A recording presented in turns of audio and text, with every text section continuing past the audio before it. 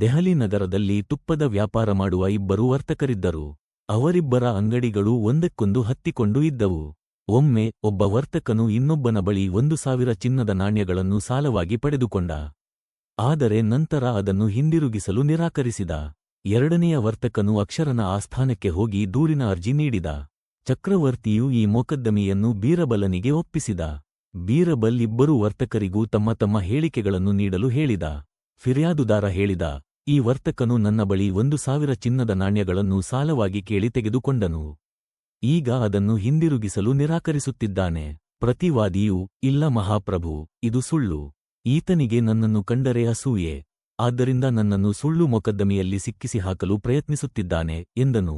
ಇಬ್ಬರ ಹೇಳಿಕೆಗಳನ್ನು ಕೇಳಿದ ಬೀರಬಲನು ಇಬ್ಬರಿಗೂ 10 ದಿನಗಳ ನಂತರ ಬರಲು ಹೇಳಿದ. ನಂತರ ಬೀರಬಲ್ 10 ಭರಣಿಗಳಲ್ಲಿ ತಲಾ 20 ಸೇರು ತುಪ್ಪವನ್ನು ತುಂಬಿಸಲು ತನ್ನ ಸೇವಕರಿಗೆ ಹೇಳಿದ. 2 ಭರಣಿಗಳೊಳಗೆ ಒಂದೊಂದು ಚಿನ್ನದ ನಾಣ್ಯವನ್ನು ಹಾಕಿದ. ನಂತರ ನಗರದಲ್ಲಿರುವ ಎಲ್ಲಾ ತುಪ್ಪದ ವ್ಯಾಪಾರಿಗಳನ್ನು ಕರೆಸಿದ. ಈ ಇಬ್ಬರು ವರ್ತಕರು ಬಂದರು. ಎಲ್ಲರಿಗೂ ಒಂದೊಂದು ತುಪ್ಪದ ಭರಣಿಯನ್ನು ಕೊಟ್ಟು, ಇಲ್ಲಿರುವ ಪ್ರತಿಯೊಂದು ಭರಣಿಯಲ್ಲಿಯೂ 20 ಸೇರು ತುಪ್ಪವಿದೆ. ಇದನ್ನು ಮನೆಗೆ ತೆಗೆದುಕೊಂಡು ಹೋಗಿ ಚೆನ್ನಾಗಿ ಪರೀಕ್ಷೆ ಮಾಡಿ ಇದರ ಮೌಲ್ಯವೆಷ್ಟು ಎಂದು ತೀರ್ಮಾನ ಮಾಡಿ ಎಂದು ಬೀರಬಲ್ ಹೇಳಿದ. ಬೇಕೆಂದೇ ಬೀರಬಲನು ಚಿನ್ನದ ನಾಣ್ಯವಿದ್ದ 2 ಭರಣಿಗಳನ್ನು ಇಬ್ಬರು ವಾದಿ ಮತ್ತು ಪ್ರತಿವಾದಿಗಳಿಗೆ ಕೊಟ್ಟನು. ವರ್ತಕರು ತಮ್ಮ ತಮ್ಮ ಭರಣಿಯನ್ನು ತೆಗೆದುಕೊಂಡು ಮನೆಗೆ ಹೋದರು.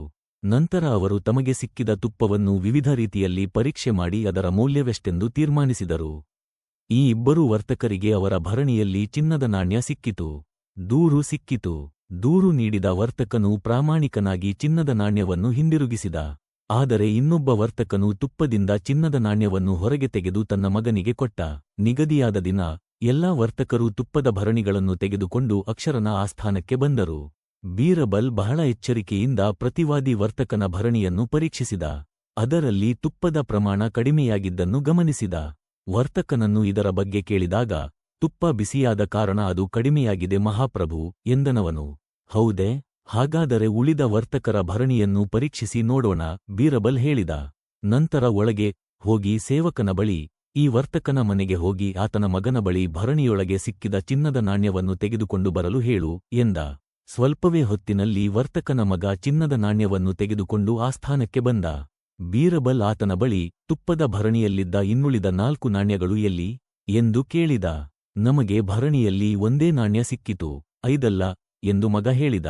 ಮಗನ ಮಾತು ಕೇಳಿ ಬೀರಬಲ ವರ್ತಕನ ಕಡೆಗೆ ತಿರುಗಿ, ಒಂದು ಚಿನ್ನದ ನಾಣ್ಯಕ್ಕೆ ನೀವು ನನಗೆ ಮೋಸ ಮಾಡಬಹುದಾದರೆ ನೀವು ಈ ವರ್ತಕನಿಗೆ ಕೂಡ ಮೋಸ ಮಾಡಿರುವ ಸಾಧ್ಯತೆಯಿದೆ.